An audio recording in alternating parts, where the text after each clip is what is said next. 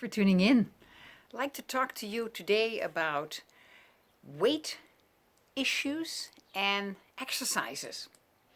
You know, we have been told that if you want to drop weight, and I'm just going to address the dropping of the weight, not the gaining of the weight, which is a challenge as well for people who are too slim and they want to gain pounds. That's really a challenge. I have two friends who have that problem, and you know what? Not easy either. But let's talk about, weight loss. You have too much weight on your body. The package is too big. And exercises. Well, we have heard for the longest time, as long as I can remember, you got to exercise, So all those programs tell you to go to the gym 5 times a week, 6 times, and exercise your tail off, sweat your tail off for an hour, and that is going to do the trick. Yeah, of course you need to stop eating the donuts and the ice cream, but the exercises is the most important. Well, research has been done that it's totally useless. Those exercises are totally useless.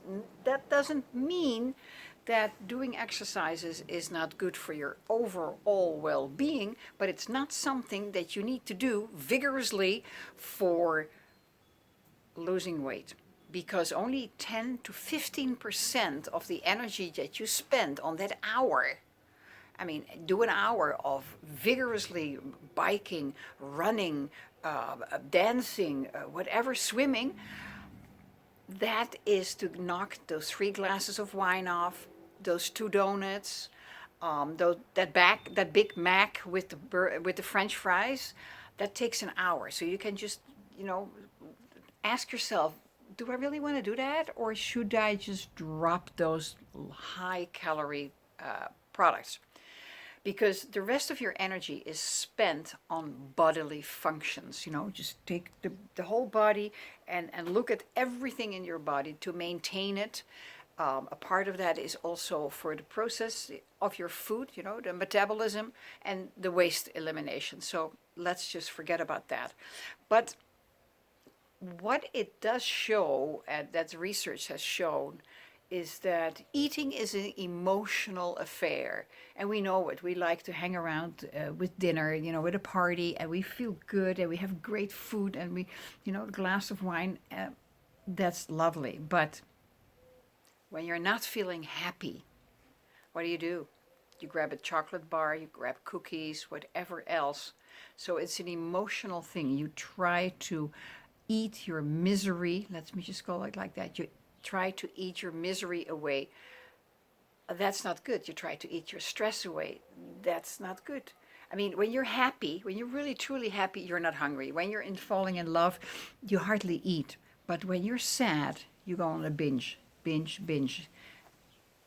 Having more stress about the fact that you're binging, not good. You feel really lousy. So where does this come from? This all starts in your childhood, your early childhood. I didn't invent that. Science has proven it. There is enough out there. But there's a couple of things that happen in your childhood, and it's different for every child. But there are some common denominators.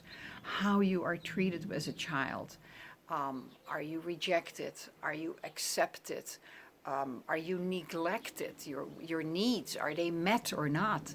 Are you praised or not? Do you feel you're not good enough? That's, as a result, you feel miserable. You become fat as a child already because you do everything you can to eat more and more because you want to suppress that feeling. Because when you eat, especially sweets, you feel better, right? Why do we eat candy or chocolate when we are miserable? Because the sweets make us feel good. Child does exactly the same. The pattern is started there, and if the parent doesn't pay attention, the program is set and the beliefs are formed, and there is very little you can do about it until you are older and you realize, I have done every kind of diet and I'm not dropping any weight. I need to do something about it. Do another program and another program and another program. Does it work? No. Does not work. The diet programs that do not work, do your own research. 98%, that it's 2% less than 100%, 98% of all diet programs fail. They just have a fantastic marketing, and something new, the new flavor, the new flavor. Forget about it. It doesn't work until you go back to the childhood and look what happened in the childhood. Is it easy? No, it's not easy. And the programs, the diet programs, don't go that way because they can't. Because who helps you dig into a painful past? It's the hypnotherapist, because you have to bypass the ego and you have to bypass the emotions. And that's what you're doing in hypnotherapy. And then you find the events that took place and you deal with them, you address them, you deal with them, and you eliminate them. And that's it. That's it. That's what I do. That's what a bunch of hypnotherapists do. Not all of them do, but we just look at what happened in the childhood. We address it because that is where it started. And unless you do something about that, you have no long-term success. You have to work yourself in the sweats constantly. You have to watch every bite that you eat. Do you really think that's life? I don't really think so. So if you want to know more about this, you can direct message me. You can leave me a message here below. We can have a 15-minute free talk. I can help you, perhaps. I don't know. It's all up to you. But there is a cure. And I'm not actually allowed to say a cure. I can help you drop the weight in a very good way so that you can still continue to eat certain foods that you love, other foods you become totally indifferent to, and you'll drop the weight in the long term. So this is all based on my studies, my mentors who lovingly taught me everything that I know, and I'm just passing it on to you. If you like it, great. Press the like button, subscribe, share it with people you think could benefit from my information. If you don't like it, that's okay as well. I just appreciate you very much for tuning in, and I wish you a wonderful time. Observe yourself, look at what's happening, know that you can change it. Take care. Bye-bye.